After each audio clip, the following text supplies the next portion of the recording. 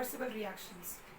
तो ऐसे रिएक्शंस जो कि रिवर्सिबल हैं, let's talk about it. So reactions which are taking place simultaneously, reactions in which the reactant is converting into product and the product is again converting into reactant, उसको हम लोग कह सकते हैं रिवर्सिबल रिएक्शंस। एग्जाम्पल के तौर पे study करते हैं and then we'll also understand the type of, not the type but we'll also understand कि रिवर्सिबल रिएक्शंस जो हैं वो उनकी कैरेक्टरिस्टिक्स क्या है और ऐसे कौन से फैक्टर्स हैं जो उनको अफेक्ट कर सकते हैं नेगेटिवली और पॉजिटिवली। सो सपोज एक रिएक्शन लेते हैं, हाइड्रोजन जो है वो आयोडीन के साथ रिएक्ट कर रहा है टू फॉर्म हाइड्रोजन आयोडाइन, ठीक है, to form twice of hydrogen iodine. अब ये जो एरो है ये दिखाता है कि रिएक्शन रिवर्सिबल है, जिसका सीधा मतलब ये है that hydrogen and iodine are reacting together to form hydrogen iodide. ये फॉरवर्ड डायरेक्शन वाला है, ठीक है, देखो ये फॉरवर्ड की तरफ दिखा रहा है। At the same time, hydrogen and iodide are decomposing to form hydrogen gas and iodine gas again respectively. These type of reactions are called as reversible reactions. अब एक important चीज ये है कि reversible reactions में आपके पास product side में ना precipitate बन सकता है, ना ही कोई insoluble substance बन सकता है। ऐसा क्यों? Suppose अगर हमारे पास product precipitate हो जाएगा तो उसका conversion वापस कैसे possible होगा?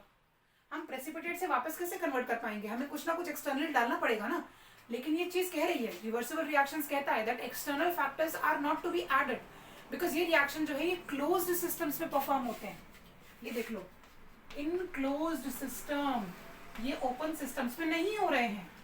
और क्योंकि ये क्लोज सिस्टम में रिएक्शन हो रहा है तो आप इसके अंदर ना सब्सटेंस डाल सकते हैं, ना मैटर डाल सकते हैं, ना इस रिएक्शन में से कोई मैटर इवॉल्व आउट होगा। और ऐसा नहीं होगा जिसकी वजह से ये रिएक्शन इंटरनली ही एक दूसरे के साथ इक्विलिब्रियम में एग्जिस्ट करेंगे।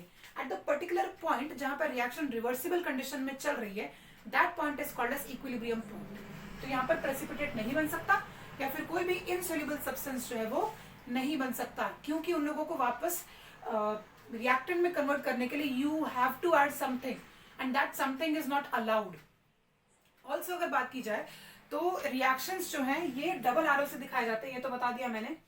अब ये जो रिएक्शंस हैं ये इन पे इफेक्ट कौन कौन सी चीजें कर सकती हैं। सपोज आपने टेम्परेचर बढ़ा दिया, टेम्परेचर बढ़ाने की वजह से क्या हो सकता है, आइदर रिएक्टेंट जो है वो बहुत फास्ट प्रोडक्ट में कन्वर्ट होने शुरू हो जाएंगे, या तो फिर जो प्रोडक्ट है वो बहुत ज्यादा जल्दी टूट कर क्या होगा, रिएक्टेंट में कन्वर्ट होने शुरू हो जाएंगे। तो temperature can effect this type of reactions, then pressure can effect, then क्योंकि ये क्लोज कंटेनर में है ना तो आप एक्सटर्नली कोई चीज बढ़ा सकते हो, लेकिन आप नंबर ऑफ मोल्स डाल सकते हो क्या इसके अंदर? नहीं। तो यहाँ पर नंबर ऑफ मोल्स इंक्लूडेड नहीं रहेगा, ना वॉल्यूम इंक्लूड रहेगा। वॉल्यूम कैसे इंक्लूड कर सकते हैं? वॉल्यूम आप बढ़ा ही नहीं सकते हो, क्लोज कंटेनर है। तो हो गया टेम्परेचर, हो गया pressure and yes I guess इतने ही फैक्टर्स उसको इफेक्ट कर सकते हैं। सो रिवर्सिबल रिएक्शंस वो होते हैं जो कि फॉरवर्ड एंड बैकवर्ड साइमल्टेनियसली चल रहे हैं। Those reactions are called as reversible reactions. They are denoted by double arrow. One is going in the forward direction and one is going in the or coming in the backward direction. हाँ, states of matter लिखना बहुत जरूरी हो जाता है यहाँ पर। ये भी gaseous है, ये भी gaseous है, and this is also formed in the gaseous state. क्योंकि आप उसको लिक्विड में लिक्विफाई होने का टाइम ही नहीं दे रहे हो ना, वो कंटिन्यूसली जो है वो रिवर्सिबल मतलब गोल गोल गोल गोल घूम रहा है वो reaction, reactant to product, product to reactant. So this is everything about the reversible reactions.